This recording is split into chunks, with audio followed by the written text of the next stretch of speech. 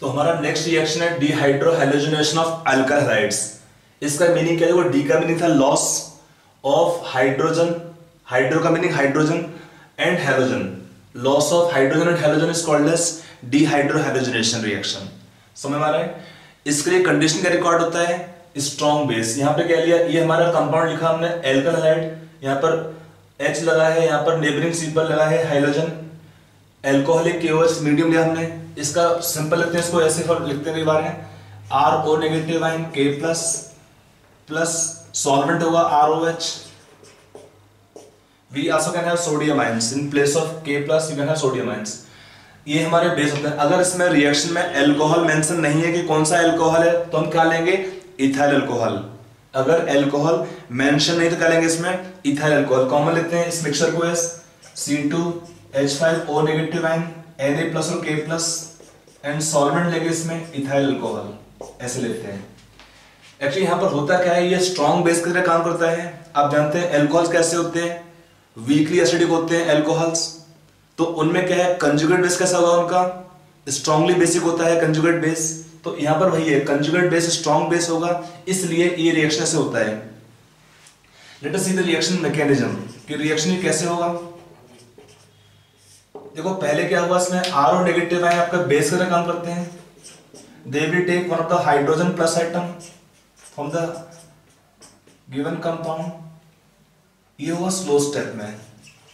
देखो यहां पर क्या होता है, इस हैलोजन की वजह से जिसका नेगेटिव इफेक्ट होता है, this can make hydrogen slightly weakly acidic. क्या करता है हैलोजन, इस H को मार देगा वीकली एसिडिक यहां पर। तो और ये कैसा होगा? Strong base. RO negative ion कैसा है? स्ट्रॉन्ग बेस है, ये यहां से H ले सकता है। फिर जो इलेक्ट्रॉन पेयर बचेंगे वो यहां बनाएंगे पाई बॉन्ड और फिर यहां से हैलोजन को बाहर निकाल देंगे रिएक्शन से।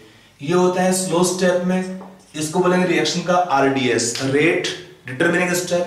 तो पहले क्या होता है इस रिएक्शन में, they will first form a transition state. मतलब इसमें क्या होंगे, सारे बॉन्ड पार्शियल होंगे।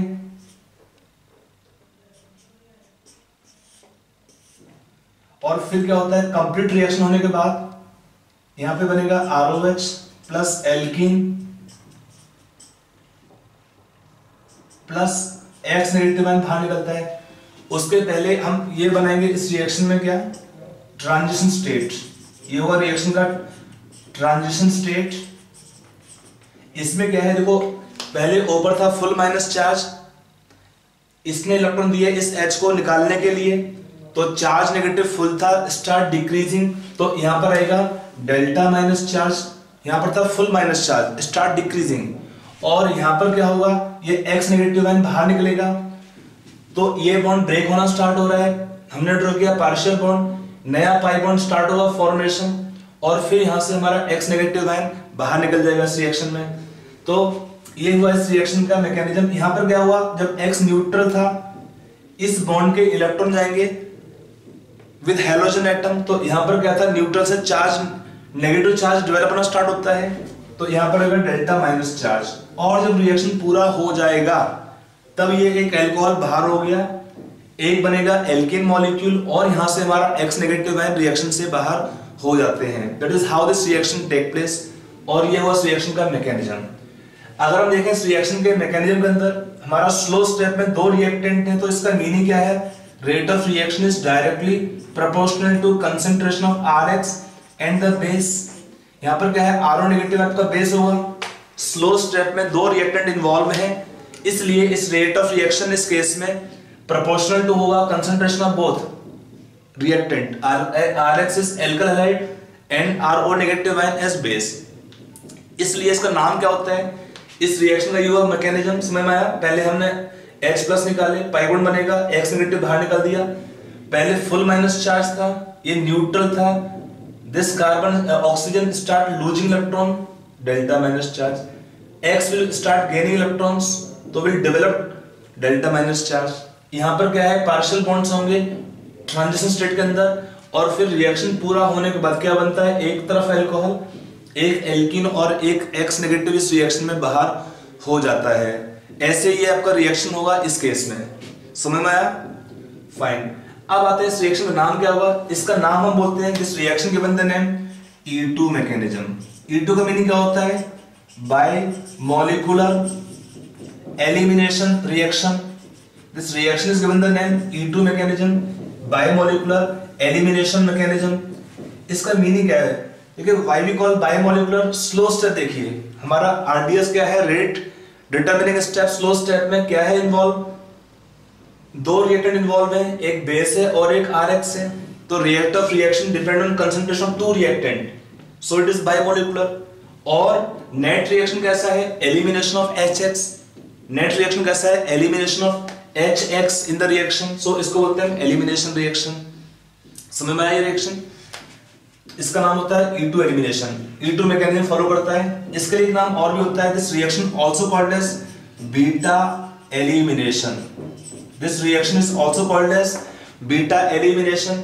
इसका मीनिंग क्या होता है बीटा एलिमिनेशन का? It is with respect to hydrogen plus ions lost from beta position. देखो यहां पर हमारा हैलोजन एटम है फंक्शनल ग्रुप, तो ये हम बोलेंगे अल्फा कार्बन, और नेक्स्ट होगा कार्बन को बोलते हैं बीटा कार्बन एटम। तो बीटा कार्बन से लॉस होगा हाइड्रोजन प्लस आयन का, तो इसका नाम ये भी काफी कॉमन यूज होता है बीटा एलिमिनेशन। इसका मीनिंग क्या है बीटा एलिमिनेशन का? कहां पे यूज करते हैं? It is with respect to hydrogen plus ions lost from the beta position, इसलिए इसका नाम ये भी होता है बीटा एलिमिनेशन। समझ में आ रहा है? अगला आता है इस रिएक्शन में, इसका एक नाम और होता है 1,2 एलिमिनेशन। 1,2 एलिमिनेशन। आप कहेंगे सर इसमें वाई बीटा एलिमिनेशन? यहां पे तो अल्फा कार्बन से भी लॉस हुआ हाइड्रोजन एटम का, अल्फा कार्बन से भी लॉस हुआ इस रिएक्शन में हाइड्रोजन एटम का, तो why not we call alpha beta elimination? यहां पर दो कार्बन एटम है जो अटैच हो गए दूसरे से, विजिबल कार्बन एटम्स होते हैं, यहां पे लॉस होता है, इसलिए इसका नाम ये भी होता है 1,2 एलिमिनेशन। इसका मीनिंग क्या होता है? इसका मीनिंग होता है since two adjacent carbon atoms undergo elimination, दो कार्बन जो अटैच है एक दूसरे से विजिबल कार्बन्स होते हैं, also call them adjacent carbon atoms, वहां से लॉस होता है एक से H का एक से X का, इसलिए इसका नाम ये भी होता है 1,2 एलिमिनेशन। समझ में आ रहा है नहीं आ रहा है इसमें? तो ये इसका नाम होता है, इसका कॉमन सबसे नाम होता है E2 एलिमिनेशन। फॉलो करते हैं, क्वेश्चन पूछता है एग्जाम के अंदर है कि in this reaction which mechanism is followed in the reaction, तो इसमें E2 एलिमिनेशन फेवर होता है, बीटा एलिमिनेशन होता है with respect to hydrogen plus ion lost on the beta position. इसको हम और भी बोलते हैं 1,2 एलिमिनेशन, क्योंकि दो कार्बन एटम जो अटैच होते हैं दूसरे से which are adjacent they undergo elimination. ठीक है, अब आते हैं इस रिएक्शन में कुछ और पॉइंट्स के बारे में।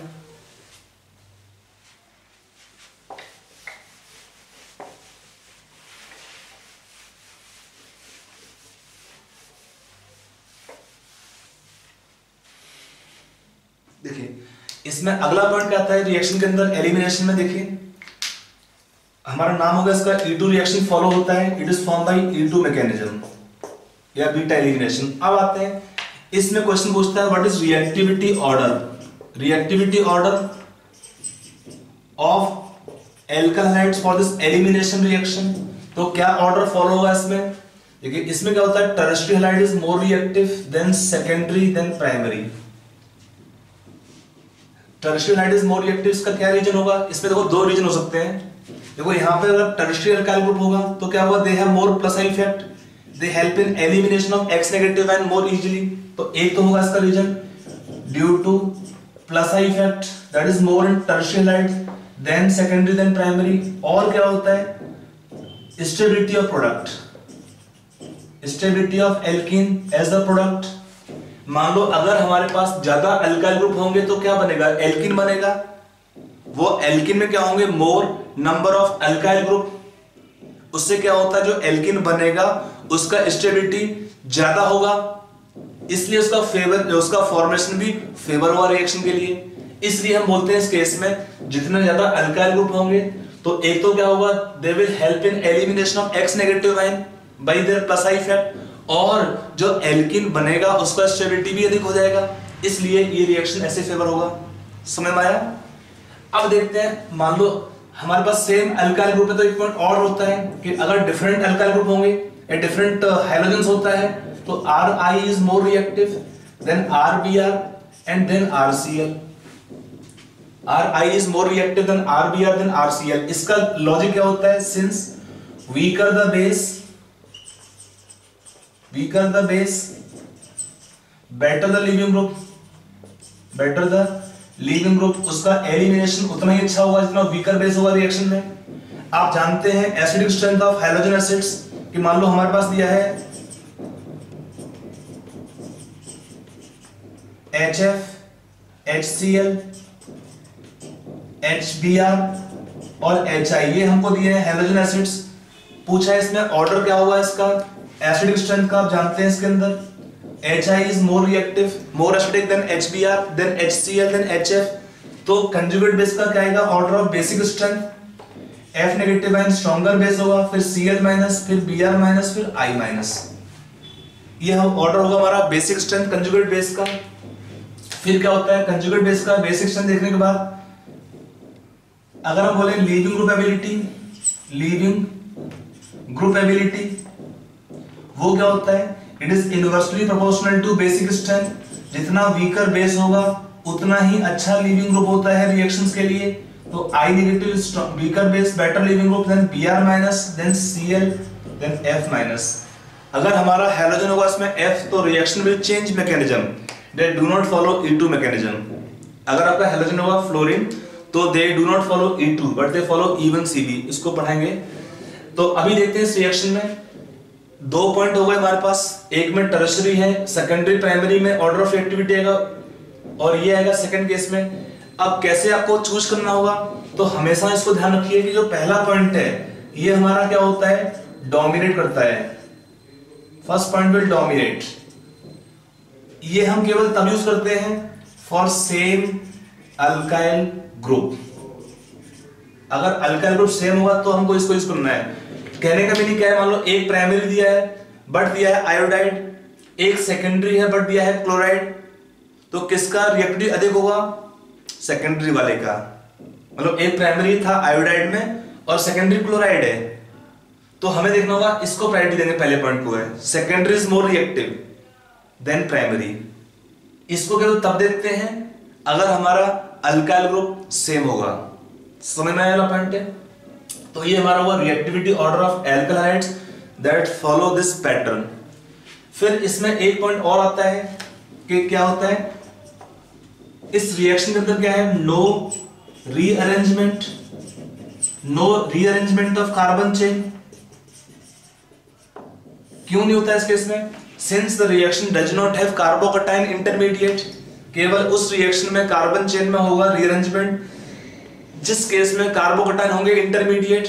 इस रिएक्शन में कार्बोकटाइन्स इंटरमीडिएट नहीं है, तो इसलिए इस केस में क्या है? कार्बन चेन में कोई भी रीअरेंजमेंट नहीं होता है. अगर हमारा E2 होगा तो E1 में डिफरेंट होता है, ध्यान रखिएगा. E2 में नो कार्बन चेन रीअरेंजमेंट. समझ में आया? तो ये हुआ हमारा इस पॉइंट में. फिर आता है कि एल्कीन प्रोडक्ट में कैसे चेक करते हैं कि कौन सा एल्कीन मेजर प्रोडक्ट होगा. नेक्स्ट पॉइंट देखते हैं इसका. देखिए इसमें क्या होता है, अगर हमारे पास नेक्स्ट पॉइंट लेते हैं कि in elimination reaction Saytzeff rule और Saytzeff rule is generally obeyed. Saytzeff rule is generally obeyed. यहां पे ऑलवेज नहीं है. हमारा पिछले केस में क्या था? डिहाइड्रेशन रिएक्शन में दे ऑलवेज ओबे सेट्जेव रूल, बट यहां पर क्या है? सेट्जेव रूल और generally Saytzeff rule is obeyed but not always. यहां पे क्या हुआ? Sometimes alkene formation is there. Alkene is formed according to Hofmann's rule. एक नया आ गया आपका रूल को बोलते हैं हॉफमैन्स रूल. ये हॉफमैन रूल क्या होता है? इसका उल्टा होता है जेट्सेव रूल या सेट्जेव रूल का. ये रूल क्या बोलता है? This rule says that Hofmann rule क्या बोलता है कि इस during elimination reactions a less alkylated or less stable alkene will be major product. Major product during elimination reactions, elimination reactions. इस केस में क्या होता है कि sometimes we can get alkene by Hofmann's rule as well. क्या होता है Hofmann's rule के? इट स्टेट्स दैट कि ए लेस एल्काइलेटेड एल्कीन और less stable alkene will be major product in elimination reactions, तब बोलते हैं इसको हॉफमैन्स रूल। ये हॉफमैन्स रूल में कंडीशन क्या होता है? इसमें दो कंडीशन आएगा इसमें। पहला था इसमें बल्की बेस। अगर हमारा बेस बल्की होता है, इसमें एक बहुत कॉमन एग्जांपल आता है TbO माइनस K प्लस। इसका स्ट्रक्चर क्या लिख सकते हैं? इसको potassium tertiary butoxide, tert butoxide. क्या इसका स्ट्रक्चर होता है? पहले लिखते हैं टर्शियरी ब्यूटाइल ग्रुप, ये होता है टर्शियरी ब्यूटाइल ग्रुप, लगाया O माइनस का हुआ इसका नाम टर्शियरी ब्यूटॉक्साइड, और साथ में आया K प्लस, तो क्या हो जाएगा? Potassium tertiary butoxide. तो क्या इसका नाम होगा? Potassium tertiary butoxide. ये होता है बल्की बेस। और भी हो सकते हैं बल्की बेस, साइज बड़ा होगा। बल्की का मीनिंग क्या होता है? बड़ा साइज वाला ग्रुप होता है बेस। अगर बल्की बेस होता है तो क्या होता है? फेवर करता है हॉफमैन्स रूल को। क्यों करता है? इसका रीजन क्या होता है कि दिस बल्की बेस क्या करता है? It takes less hindered beta hydrogens. ये कौन से एच को प्रेफर करता है लेने के लिए? उस बीटा हाइड्रोजन को जिसमें स्टेरिक हिंड्रेंस कम होती है, उस एच को ले जाएगा। तो उससे क्या होता है? जो एल्कीन बनेगा इस रिएक्शन में, उसका इंस्टेबिलिटी कम होता है। एल्कीन मोस्टली होंगे टर्मिनल टाइप के। तो बल्की बेस का काम क्या होता है? जो बीटा एच में स्टेरिक हिंड्रेंस कम होती है, वहां से एच को ले लेगा और फिर उसके हेल्प से आपको देगा मेजर एल्कीन प्रोडक्ट। और सेकंड कंडीशन क्या होता है? When beta hydrogen have more steric hindrance, crowding होगा। कि अगर बीटा एच पे सराउंडिंग में ज्यादा क्राउडिंग हुआ, ज्यादा ग्रुप, बड़े बड़े ग्रुप लगे होते हैं, तो अगर बीटा एच के सराउंडिंग में क्या होते हैं? बल्कि अल्काइल ग्रुप लगे होते हैं या क्राउडिंग होती है किसी और ग्रुप की वजह से, तभी भी क्या होता है? इसका लॉस डिफिकल्ट हो जाएगा। बेस के लिए इस एच को निकालना डिफिकल्ट होगा। तब इस केस में भी हमारा हॉफमैन प्रोडक्ट को फेवर करते हैं फॉर्मेशन। अगर दोनों पॉइंट में आपको क्वेश्चन दिया हुआ है, हिंड्रेंस भी है और ये भी है, तो डेफिनेटली हमारा Hofmann product will be the reactions exclusive product. But मान लो अगर बल्की बेस है तो भी हमारा हॉफमैन प्रोडक्ट का अमाउंट ज्यादा होता है। ध्यान रखिए इस पॉइंट को कि बल्की बेस फैक्टर हमारा है, ये क्या करता है? ये डोमिनेट करता है।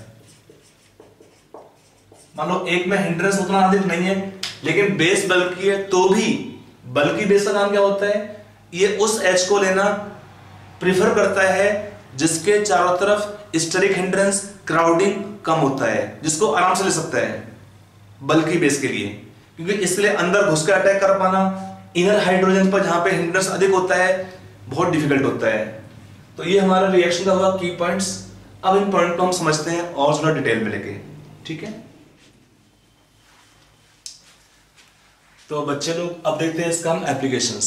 जो हमने रिएक्शन देखा था डिहाइड्रोहैलोजिनेशन, इसके बारे में क्या क्या पॉइंट पर क्वेश्चन पूछते हैं, अब हम वो पॉइंट देखते हैं। पहला क्वेश्चन आता है इसमें, give the reactivity order of following alkyl halides for elimination reaction E2 mechanism, for E2 mechanism और रिएक्शन। तो आपको ये एग्जांपल दे रखे हैं इस क्वेश्चन में। पहला कंपाउंड ये दिया आपको 2 ब्रोमो ब्यूटेन, फिर आपका अगला दिया है 2 methyl 2 chloro butane, 1 iodo butane, 3 क्लोरोपेंटेन, ठीक है? इसका स्ट्रक्चर ड्रॉ कर लीजिए एक बार, ट्राई करो अपने आप, फिर देखो इसमें। Now let's come on solution part. देखिए सॉल्यूशन में क्या था, आपसे मैंने पॉइंट कहा था कि जो हमारा इसमें क्वेश्चन जब आता है तो हमको पहले देखना होता है इसका डिग्री कौन सा है। डिग्री का मीनिंग क्या है कि ये 1 डिग्री है, 2 डिग्री है कि 3 डिग्री है। और ये पॉइंट क्या होता है? डोमिनेटिंग होता है। पहला पॉइंट है डिग्री वाला। फिर होता है अगर सेम अल्काइल ग्रुप होता है तब देखते हैं लीविंग ग्रुप कौन सा हैलोजन एटम आएगा इसमें, ठीक है ना? तो अगर देखते हैं ये कैसा है, ये हमारा सेकेंडरी हैलाइड है, ये टर्शियरी है, ये प्राइमरी है और ये सेकेंडरी है। तो सबसे अधिक रिएक्टिविटी किसका है? ये कैसा है? 3 डिग्री। ये कैसा है? 2 डिग्री। ये कैसा है 1 डिग्री और ये कैसा है 2 डिग्री। तो हमारा किसका रिएक्टिविटी देखो होता है टर्शियरी वाले का, तो फर्स्ट यूनिट 2। अब ये हमारे दो हो गए, 1 और 4 हो गया कैसा, 1 और 4 आपके हो जाते हैं, क्या बोलेंगे 1 और 4 के बारे में, दोनों सेकेंडरी है। तब क्या होगा इसमें किसका रिएक्टिविटी अधिक होगा, अगर दोनों सेकेंडरी होंगे तो। फिर देखते हैं लीविंग ग्रुप कौन सा है, यहां पर आपका लीविंग ग्रुप है ब्रोमीन, यहां पर लीविंग ग्रुप है क्लोरीन। कौन सा अच्छा लीविंग ग्रुप होता है, ब्रोमीन, वेरी गुड। तो क्या होगा इसमें 1 और 4 के अंदर 1 का रिएक्टिविटी अधिक होगा 4th वाले से, क्योंकि यहां पर कैसा है ब्रोमीन लीविंग ग्रुप है, यहां पर क्या है leaving group chlorine leaving group है। इन दोनों लीविंग ग्रुप में से किसका लीविंग ग्रुप एबिलिटी अच्छा होता है, वीकर बेस का, Br माइनस का। तो ये हुआ 1 और 4 में, इसलिए हमारा क्या हुआ रिएक्टिविटी हुआ 1 का। अब रह गया आपका लास्ट में 1 डिग्री, तो इसका रिएक्टिविटी सबसे कम हो कंपाउंड नंबर 3 का। तो ऐसे हम ये क्वेश्चन आराम से कर सकते हैं ऐसे क्वेश्चंस में, ठीक है। अब इसमें हम 1-2 क्वेश्चन और करते हैं ताकि आपको क्लैरिटी हो जाएगा इसमें। देखिए 2 पॉइंट ध्यान रखिए इसमें, जब क्वेश्चन पूछता है तो एक तो होता है प्रोडक्ट का रिएक्टिविटी, प्रोडक्ट का स्टेबिलिटी अधिक होता है। अगर प्रोडक्ट का स्टेबिलिटी अधिक होता है तो भी जो हमारा रिएक्टेंट है उसका रिएक्टिविटी अधिक होगा। समझ में आ रहा है नहीं आ रहा है। और बाकी तो है ये पॉइंट ये कि 2 degree 3 degree 1 degree leaving group, ये कुछ पॉइंट्स आप ध्यान रखेंगे। साथ में एक पॉइंट और ध्यान रखते हैं कि अगर किसी केस में प्रोडक्ट का स्टेबिलिटी बहुत अधिक होता है, उस केस में वो प्रोडक्ट को लिखेंगे हम रिएक्शन का मेजर प्रोडक्ट, और उस केस में कंपाउंड का रिएक्टिविटी और अधिक हो जाता है, ठीक है।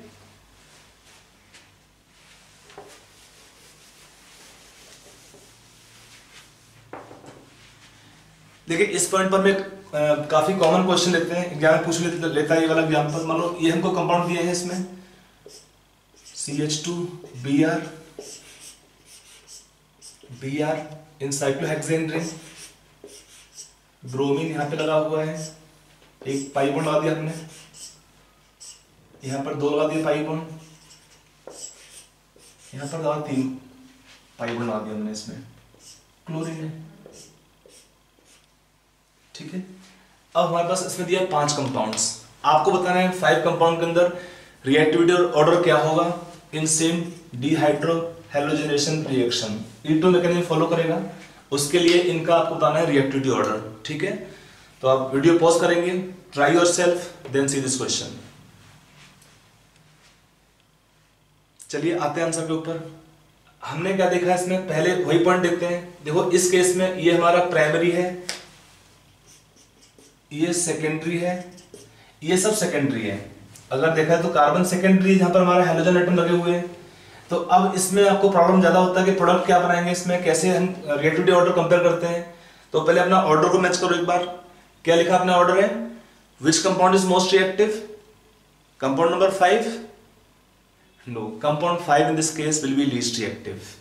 देखो इसका रीजन क्या था कि अगर हम एलिमिनेशन करते हैं, एक बार हम ट्राई कर लेते हैं प्रोडक्ट बनाने के लिए। हमने कहा था सेट द प्रोडक्ट का आइडिया है इसमें, वो नॉर्मली फॉलो होता है, उसके अकॉर्डिंग अगर हम रिएक्शन ट्राई करते हैं तो इस केस में प्रोडक्ट क्या बनता था, इस केस में बीटा H यहां से लेगा बेस, तो उस केस में आपका एल्किन यहां बनेगा। अगर हम सब केस में प्रोडक्ट बना लेते हैं, एक बार ट्राई कर लेते हैं। इस केस में H यहां से निकालेंगे या यहां से निकाल सकते हैं, इक्विवेलेंट होंगे हाइड्रोजन्स एलिमिनेशन रिएक्शन के समय। तो यहां बनेगा आपका पाई बॉन्ड। यहां पे क्या करेंगे, देखो 2 यहां पर तो H निकलेगा नहीं, क्योंकि यहां पे निकालने से प्रोडक्ट का स्टेबिलिटी अधिक होता है। तो इसमें क्या देगा प्रोडक्ट ऑफ रिएक्शन के अंदर एक पाई बॉन्ड था, एक और पाई बॉन्ड बन जाएगा। यहां पर क्या देगा प्रोडक्ट, इस केस में पाई बॉन्ड यहां बनेगा, ये वाला H निकालेंगे इस केस में। यहां से हमने निकाला था ये वाला हाइड्रोजन जो रेड मार्क किया मैंने। यहां पर क्या होता है इस केस में, एल्कोहल एक KOH से रिएक्शन करने पर रिएक्शन होता ही नहीं है, नो रिएक्शन। इसका बहुत सिंपल रीजन है कि इसमें रिएक्शन ना होने का। देखो Cl पर इलेक्ट्रॉन पेयर है, वो क्या करते हैं, they will go in conjugation resonance. तो जो Cl का इलेक्ट्रॉन पेयर अगर आपका इन्वॉल्व होगा रेजोनेंस में, तो क्या होगा, जो CCl बॉन्ड यहां पर दिया हुआ है उसमें क्या आ जाएगा, उसमें आपका आ जाएगा पार्शियल डबल बॉन्ड कैरेक्टर। जो Cl पे इलेक्ट्रॉन पेयर है वो इन्वॉल्व होंगे रेजोनेंस में, तो क्या होगा इससे, CCl bond will develop partial double bond character. तो क्या होगा इससे, ये बॉन्ड स्ट्रांग हो जाएगा और फिर इसका क्लीवेज नहीं हो पाता है। क्लीवेज बिकम वेरी डिफिकल्ट, तो इस कंपाउंड में रिएक्शन नहीं होता है with alcoholic KOH elimination reactions. समझ में आया कि नहीं? तो सबसे कम रिएक्टिविटी कंपाउंड 5 का होगा, कंपाउंड 5 का रिएक्टिविटी सबसे कम होगा। अब आते हैं रिमेनिंग कंपाउंड्स के ऊपर। कंपाउंड 5 कैसा होगा? Least reactive. अब जो कंपाउंड बचेंगे उनको देखते हैं।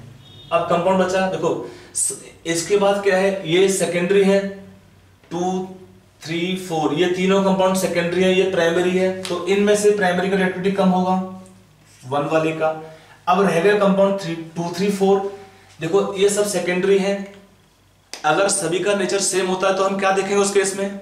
अगर सबका नेचर सेम है तो हम देखेंगे उस केस में प्रोडक्ट का स्टेबिलिटी। इस केस में प्रोडक्ट क्या बना? एरोमेटिक, हाईली स्टेबल होगा, तो हम इसको लिखेंगे रिएक्शन का, मतलब this compound number 4 become highly reactive, most reactive, क्योंकि प्रोडक्ट का स्टेबिलिटी बहुत ज्यादा होगा इस केस में एरोमेटिक होने की वजह से। जितना अधिक प्रोडक्ट का स्टेबिलिटी है वो भी रिएक्शन को फेवर करता है, क्योंकि जितना प्रोडक्ट का स्टेबिलिटी अधिक होता है एनर्जी रिलीज ज्यादा होगा इस केस में, और उससे स्टेबिलिटी बढ़ेगा प्रोडक्ट का, इसलिए क्या हुआ? रिएक्शन भी फेवर होगा उस डायरेक्शन में। अब रहेगा 2 और 3, इन दो प्रोडक्ट में से इसका स्टेबिलिटी अधिक है, क्योंकि इसमें 2 पाई बॉन्ड कैसे हैं? 2 पाई बॉन्ड हैं, दोनों कैसे हैं? वो कंजुगेशन में होंगे। क्या हुआ कंजुगेशन से, रेजोनेंस से? उसका स्टेबिलिटी अधिक होगा कंपेयर टू 1। यहां पर क्या है? Only hyper conjugation. एक केस में हाइपर कंजुगेशन है, एक में कंजुगेशन है, तो कौन सा फैक्टर डोमिनेटिंग होता है? रेजोनेंस। तो रेजोनेंस भी डोमिनेट, इसलिए इसका स्टेबिलिटी अधिक होगा कंपाउंड नंबर 2 से, इसके प्रोडक्ट से। तो अगर हम इसलिए बोलेंगे 3 और 2 में 3 is more reactive compare to 2, तो हमारा क्या आंसर हुआ इस क्वेश्चन में? 4 3 2 1 5। कितने बच्चों का ठीक हुआ है? Okay, very good. तो इसको देख लेंगे, ठीक नहीं हुआ है तो समझ लीजिए पॉइंट को कि हमारे इस रिएक्शन के हमने क्या सीखा इस रिएक्शन से, कि इस रिएक्शन से हमने ये सीखा कि अगर सेकेंडरी भी है, लीविंग ग्रुप सेम भी होता है, तो भी हम देखेंगे एक पॉइंट और देखते हैं, वो होता है प्रोडक्ट का स्टेबिलिटी। जितना प्रोडक्ट का स्टेबिलिटी अधिक होता है उस केस में उस कंपाउंड का रिएक्टिविटी भी अधिक होगा। ठीक है, आई होप ये पॉइंट आपको समझ में आ गया होगा। तो ऐसे क्वेश्चन आते हैं तो आपको ये 2 पॉइंट ध्यान रखिए, एक तो डिग्री देखते हैं, फिर लीविंग ग्रुप देखते हैं, और थर्ड पॉइंट देखते हैं प्रोडक्ट का स्टेबिलिटी। ये 3 पॉइंट आपको हेल्प करते हैं ऐसे क्वेश्चंस को करने के लिए। ठीक है, तो ये हुआ डिहाइड्रो हैलोजेनेशन रिएक्टिविटी पार्ट। अगला था कार्बन चेन का रीअरेंजमेंट होना नहीं है किसी भी केस में, बिकॉज कार्बोकैटायन का रीअरेंजमेंट हो सकता है और उसी रिएक्शन में कार्बोकैटायन बने, जिस रिएक्शन में कार्बोकैटायन होते हैं इंटरमीडिएट, केवल उसी रिएक्शन में कार्बन चेन का रीअरेंजमेंट पॉसिबल होता है। जिस रिएक्शन में कार्बोकैटायन इंटरमीडिएट नहीं होते हैं उन रिएक्शन में नो कार्बन चेन रीअरेंजमेंट। ठीक है, तो इसको आप ध्यान रखेंगे पॉइंट्स को। अगला हमारे जो पास पॉइंट आता है वो आता है writing the reaction major product using Saytzeff rule और हॉफमैन रूल। अब उसको हम देखते हैं। तो अगला क्वेश्चन पूछते हैं, पॉइंट्स यहां पर देखिए। मान लो हमारे पास कंपाउंड दिया है CH3 CH CH2 Cl लगा दिया हमने CH3। रिएक्शन क्या इसका? एल्कोहलिक KOH में। Write the reaction major product. अगला एग्जांपल दिया है CH3 CH Br CH3 alcoholic KOH। Write in the reaction major products.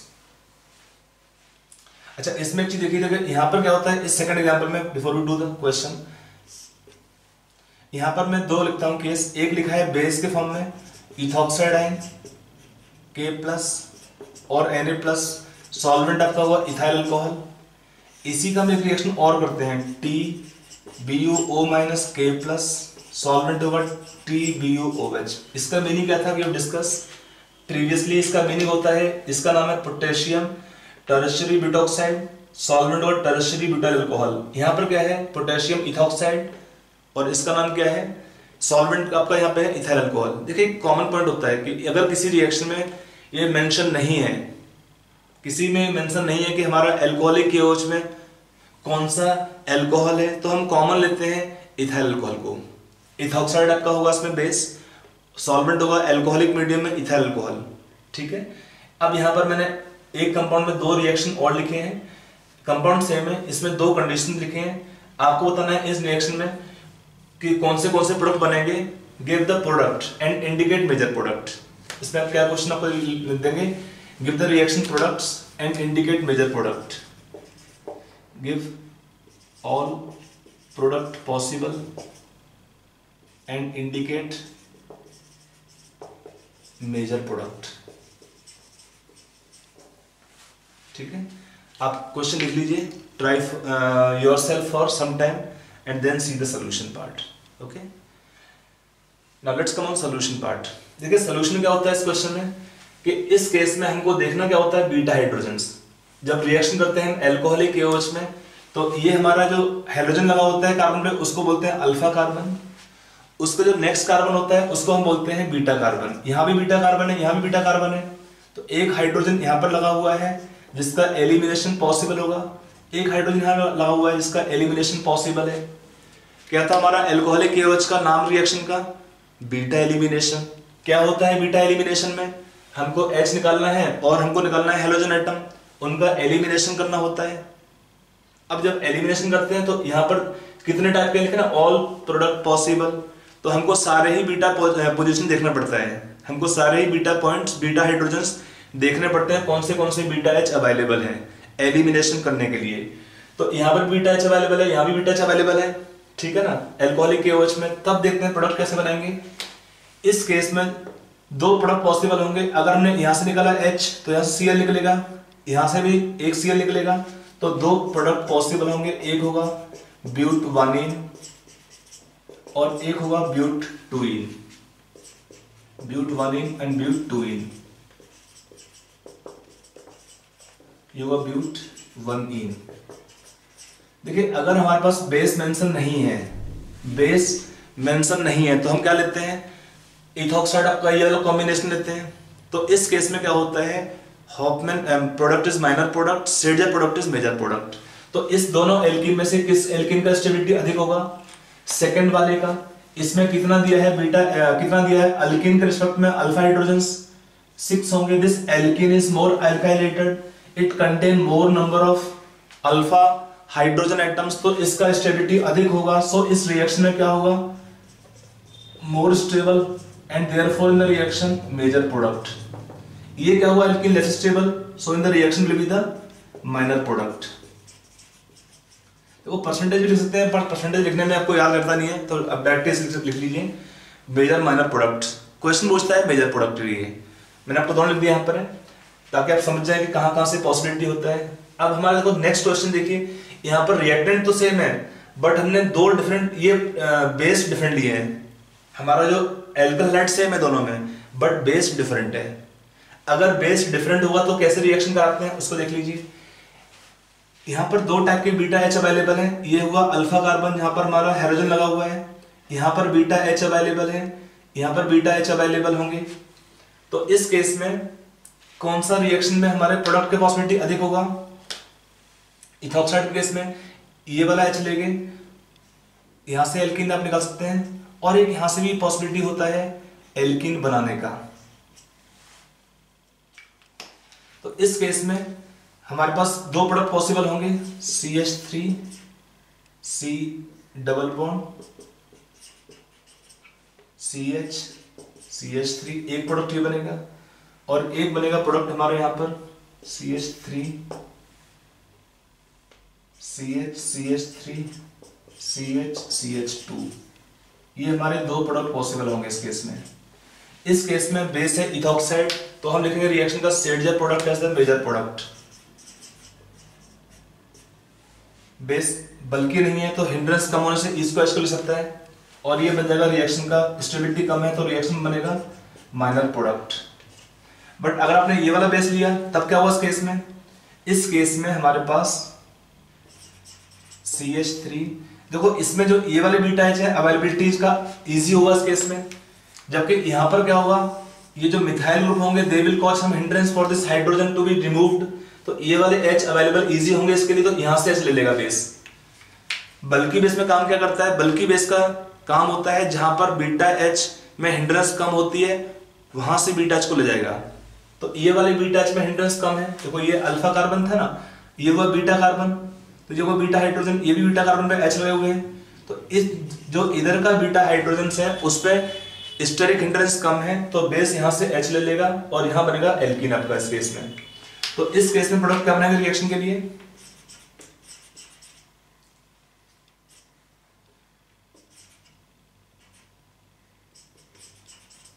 ये बनेगा रिएक्शन का मेजर प्रोडक्ट और ये बन जाएगा रिएक्शन का माइनर प्रोडक्ट, मींस अमाउंट कम बनेगा सेकंड वाले का। ये सेम प्रोडक्ट होंगे बट ये मेजर माइनर होगा इसमें और माइनर मेजर होगा इस केस में।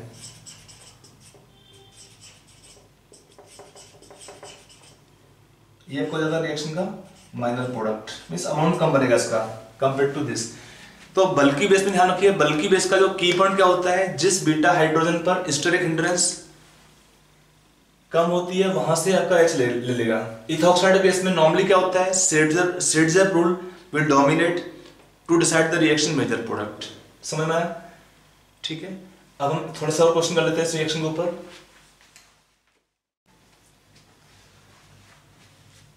अब हमको नेक्स्ट क्वेश्चन दिया है, ये वाला कंपाउंड दिया है, इसमें लिखा है give all the product possible in following reaction including stereoisomers. इसका मीनिंग क्या होता है, ज्योमेट्रिकल और ऑप्टिकल आइसोमर्स आपको सोचना पड़ेगा साथ में इस रिएक्शन में। कंपाउंड आपका स्ट्रक्चर लिख लो इसका, CH3 CH2 CH3 Br CH2 CH2 CH3। Reaction करते हैं एल्कोहलिक KOH में, हीट करने पर प्रोडक्ट क्या आएगा इस रिएक्शन में। आपको बताना है सारे प्रोडक्ट में, एक बार क्वेश्चन को लिख लो, पॉज कर लो, ट्राई कर लो, फिर इसका हम सोल्यूशन देखेंगे। ठीक है, now coming on solution part. आपका जो क्वेश्चन था इसका सोल्यूशन देखते हैं हम लोग अभी। इसका सोल्यूशन आपको सारे ही बीटा H देखने पड़ते हैं, कहां कहां पर हमारे बीटा H अवेलेबल हैं। देखो ये हमारा जो हेलोजन लगा है ब्रोमीन, इसको बोलेंगे अल्फा कार्बन, तो एक ये होगा बीटा कार्बन, एक ये होगा बीटा कार्बन, एक ये होगा बीटा कार्बन। यहाँ पर 3 बीटा कार्बन पॉसिबल हैं और तीनों डिफरेंट टाइप के हैं।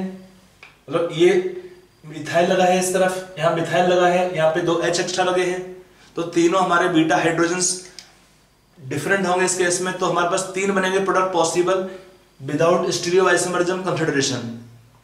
फिर जो प्रोडक्ट बनते हैं उसमें चेक करते हैं कि कौन से प्रोडक्ट में स्टीरियोआइसोमरिज्म पॉसिबल होगा। इस केस में डेफिनेटली एल्कीन बॉन्ड आएगा, तो ज्योमेट्रिकल आइसोमरिज्म पॉसिबल हो पाएगा, ऑप्टिकल आइसोमरिज्म नहीं पॉसिबल हो पाएगा। सिंपल है, टेंशन मत लीजिए, पहले एक बार प्रोडक्ट हम अपना चेक कर लेते हैं, फिर देखते हैं कि क्या आंसर आपका आया। तो इसमें देखिए पहले हम प्रोडक्ट क्या लिखेंगे इस केस में, मैं प्रोडक्ट यहां लिखता हूं, नीचे लिख लीजिए। हमने यहां से निकाला बीटा H, तो एल्कीन का आएगा CH3 CH, एक H बचा रहेगा, डबल बॉन्ड C CH3, यहां क्या बचा रहेगा CH2 CH2 CH3, एक ये बनेगा, एक बनेगा CH3 CH2 C double bond CH2, हमने यहां से निकाला CH2 CH2 CH3, और एक कौन सा बनाएंगे यहां से बीटा H निकालने पर, तो CH3 CH2 CH3 double bond C H, एक बचा रहेगा इसमें, और एक आएगा CH2 CH3 एक बचा रहेगा इसमें H। तो ये हमारे 3 प्रोडक्ट यहां पर पॉसिबल हैं विदाउट ज्योमेट्रिकल आइसोमरिज्म कंसिडरेशन। अब पूछा है आपको इंक्लूडिंग स्टीरियो आइसोमर्स, तो इसमें क्या आंसर लिखेंगे आपको इस क्वेश्चन के लिए। देखिए तो आपको देखना पड़ेगा इनमें, इन प्रोडक्ट में से कौन से प्रोडक्ट ऐसे हैं जिसमें ज्योमेट्रिकल आइसोमरिज्म पॉसिबल होगा, आपको वो एक बार देखना पड़ेगा। तो देखो इसमें पॉसिबिलिटी है, यहाँ पर एक H लगा है C के पास और एक मिथाइल है, यहाँ पर मिथाइल है और यहाँ पर प्रोपाइल लगा हुआ है, तो इसमें एक और बनेगा ज्योमेट्रिकल आइसोमरिज्म, यहाँ 2 होगा, एक सिस और एक ट्रांस। सिस ट्रांस हम कैसे ड्रॉ कर सकते हैं, अगर आप देखना चाहेंगे बहुत सिंपल है कि इसमें हम CH3 H लगा लो, हमने यहाँ पे CH3 को हमने इधर लिख लिया, तो बचेगा इसमें क्या CH2 CH3, ये हमारा हुआ सिस प्रोडक्ट। एक हम ट्रांस बनाएंगे सेम टाइप का, CH3 को हम अपोज कर देंगे यहाँ पर, तो CH3 H CH3, और फिर बचेगा CH2 CH3, ये हो गए ट्रांस प्रोडक्ट। तो इस केस में सिस ट्रांस में लिखना सीख लिया कि एक तरफ 2 मिथाइल ग्रुप का, दोनों ही मिथाइल ग्रुप सेम साइड में होंगे डबल बॉन्ड के, इसको सिस बोलेंगे। यहाँ पर 2 मिथाइल होंगे अपोजिट, तो ट्रांस बोलेंगे, बाकी तो कॉमन नहीं, इसको छोड़ देंगे यहाँ पे। इस केस में ज्योमेट्रिकल आइसोमरिज्म पॉसिबल नहीं हो पाएगा, तो इसमें एक काउंट होगा खाली। क्यों पॉसिबल नहीं हो पाएगा? इस C पर 2 हाइड्रोजन सेम है। हमारा कंडीशन क्या होता है ज्योमेट्रिकल आइसोमरिज्म में कि हमारे पास C के पास दोनों ग्रुप डिफरेंट होना चाहिए थे, डिफरेंट नहीं है तो इसमें एक ही काउंट होगा प्रोडक्ट। यहाँ पे 2 काउंट किया, यहाँ पे 1, यहाँ पर भी 2 प्रोडक्ट काउंट कर पाएंगे हम कैसे? देखिए इस केस में एक इथाइल ग्रुप है, इथाइल ग्रुप होगा डबल बॉन्ड की तरफ, that can be on same side और can be on opposite sides. तो यहाँ भी 2 बनेगा प्रोडक्ट, एक सिस और एक ट्रांस। आई होप आप इसको लिख पाएंगे अपने आप इजीली। मैं आपको एक ड्रॉ करते रहूंगा, देखना है तो CH3 CH2 CH2 sorry CH2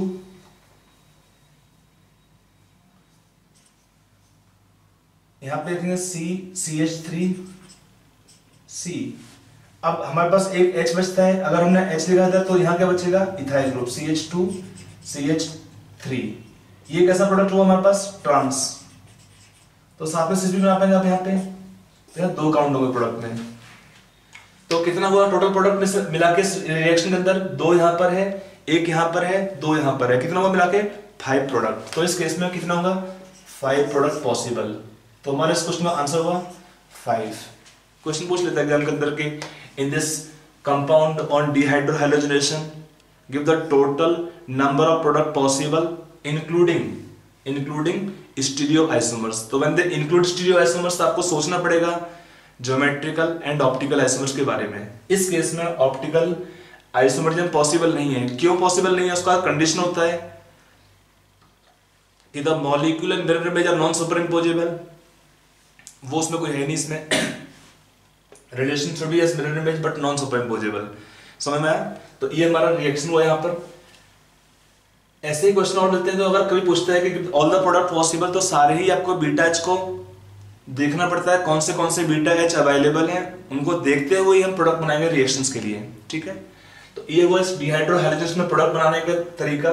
बल्कि बेस होगा तो ध्यान रखिएगा, जो बीटा एच में हिंड्रेंस कम होती है वहां से बीटा एच को ले आते हैं। और अगर आपका बेस कैसा होगा, स्मॉलर होता है, तो हॉफमैन स्ट्रेटजर product will be major product. Bulky base में Hofmann product in the reaction become generally major product. इसमें कोई एक क्वेश्चन और करता हूं।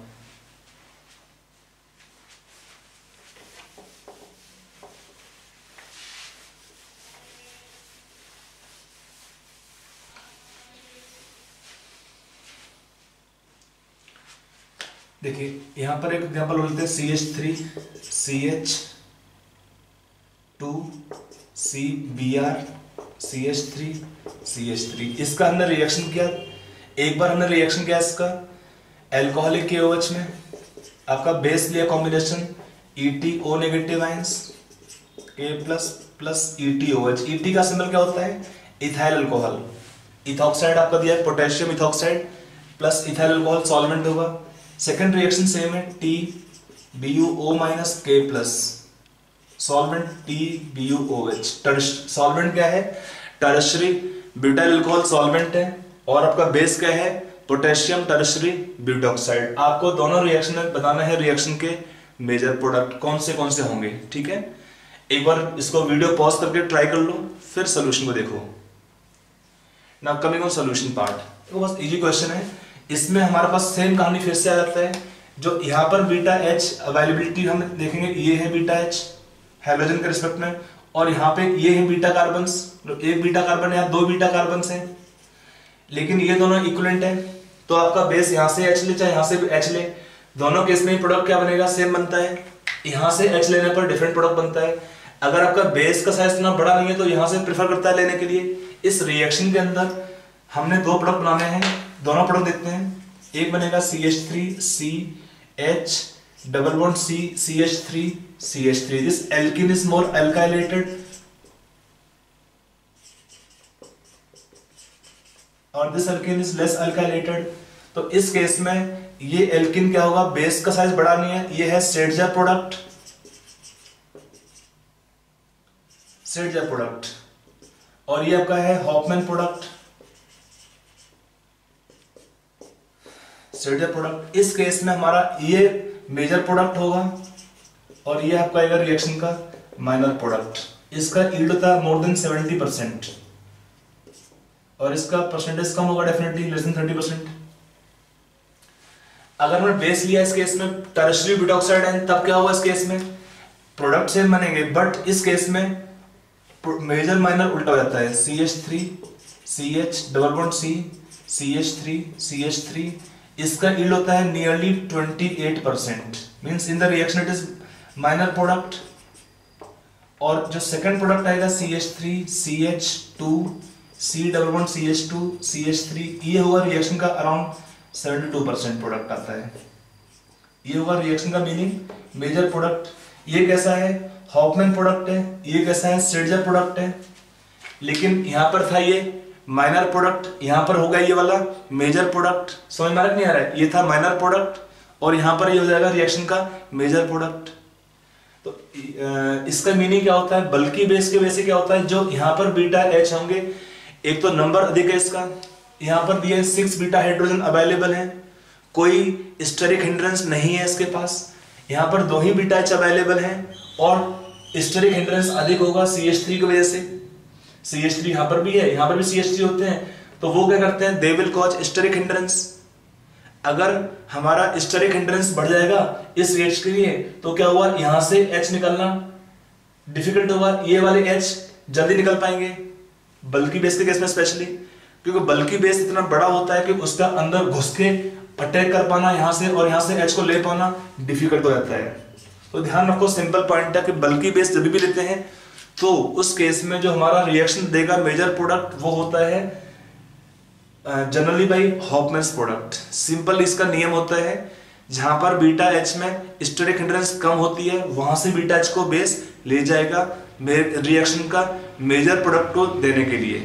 समझ में आया वाला एग्जांपल, ठीक है, वेरी गुड। अब हम अगला आता है, इस रिएक्शन का एक पॉइंट और होता है रिएक्शन का stereochemistry part, stereochemistry of this dehydrohalogenation reaction.